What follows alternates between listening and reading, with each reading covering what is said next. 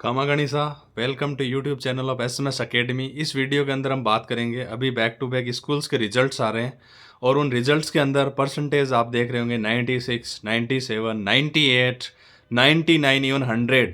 तो अब होता क्या है कि स्कूल टॉपर्स के जो एक्सपोज होने की कहानी यहीं से शुरू होती है।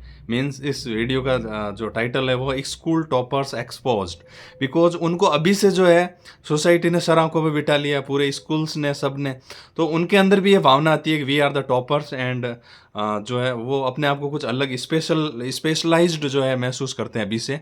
उसके बाद में होता है कि बैक टू बैक जब वो आगे बढ़ते हैं, कुछ कॉम्पिटिटिव एग्जाम्स देते हैं, लाइक नीट हो गया, या फिर स्कूलिंग में है तो जैसे मान लो नवोदय हो गया, या फिर कुछ साइंस के केवीएस के कुछ एग्जाम्स हो गए, या फिर आईआईटी जेई का एग्जाम हो गया। उनके अंदर जब रैंक उनकी डाउन या ड्रॉप करती है तो उनको लगता है कि अब ये क्या हो गया, व्हाट हैपन्स। और इससे पहले वाला जो स्कूल टॉपर्स और अब जो है इन दोनों के जो गैप है उसको कहीं ना कहीं वो फील नहीं कर पाते।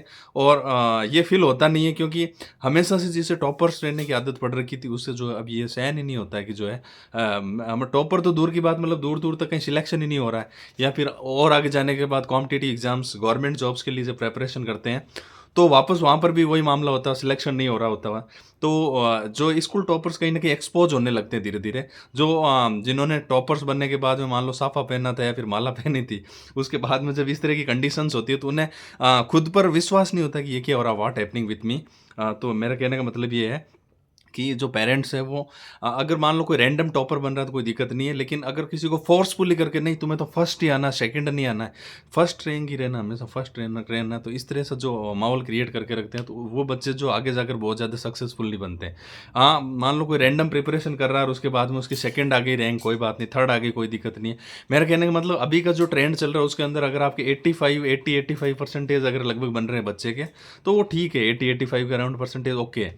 हाँ, ज़रूरी नहीं है कि 95 ही बने, 97 ही बने या 98 ही बने। इससे बेटर है कि कुछ कॉम्पिटिटिव एग्जाम्स की तरफ प्रिपरेशन पर ध्यान दिया जाए। अगर बच्चा फिफ्थ क्लास में है, उसको उसके साथ ही नवोदय की तैयारी, सैनिक स्कूल की, राष्ट्रीय मिलिट्री स्कूल की, इनकी तैयारी की ओर भी ध्यान दिया जाए थोड़ा थोड़ा, ताकि साथ में कॉम्पिटिटिव एग्जाम की तैयारी भी करता रहे और परसेंटेज भी जो उसके ठीक ठाक से बन जाए। तो जो ये एवरेज बैलेंस होता है, ओनली परसेंटेज पे फोकस करके चलने से क्या होता है कि आगे बहुत नुकसान होता है। मैं खुद भी अपने आप में लगभग एक स्कूल टॉपर्स में से ही हूँ। 12th में 90% और 10th में भी 83 के अराउंड परसेंटेज उस टाइम, हमारे टाइम काफ़ी अच्छे माने जाते थे। तो कहने का मतलब ये है कि ज़रूरी नहीं है कि आप हमेशा स्कूल टॉप ही करें। इससे होता है कि एक्सपोज होता है उल्टा बच्चा, अगर सक्सेस नहीं होता है फ्यूचर में, इन फ्यूचर जाके, तो उसको बहुत ज़्यादा गिल्टी फील होती है और वो कुछ भी नहीं करने के लायक रह जाता है फिर। तो इसकी बजाय मेरा कहने का मतलब है जो नए बच्चे हैं उनको, जो छोटे बच्चे हैं उनको केवल परसेंटेज के बोझ की बजाय फिफ्थ क्लास के साथ ही नवोदय के वगैरह की प्रिपरेशन में डाल दिया जाए तो बेटर है। और अगर बच्चा थोड़ी बड़ा है तो सैनिक स्कूल, राष्ट्रीय मिलिट्री स्कूल, इन तैयारी की ओर, और 9-10 की ओर पढ़ रहा है तो जो उसको नीट या जेई की प्रिपरेशन अभी से करवाई जा सकती है, ताकि 12th होते होते उसका साल भी बर्बाद नहीं हो। भाई उसी के साथ वो जो फाउंडेशन का वो एग्ज़ाम दे लेगा और इसी के साथ 12th भी हो जाएगी, एनडीए वगैरह के हो गए, ये हो गया कुछ। तो कहने का मतलब आगे ईयर्स भी खराब नहीं होंगे और जो है उसको साथ में पता भी चल जाएगा, और इससे उसके परसेंटेज भी बैलेंस बनेंगे, 90 तक ही बनेंगे, ठीक रहेगा।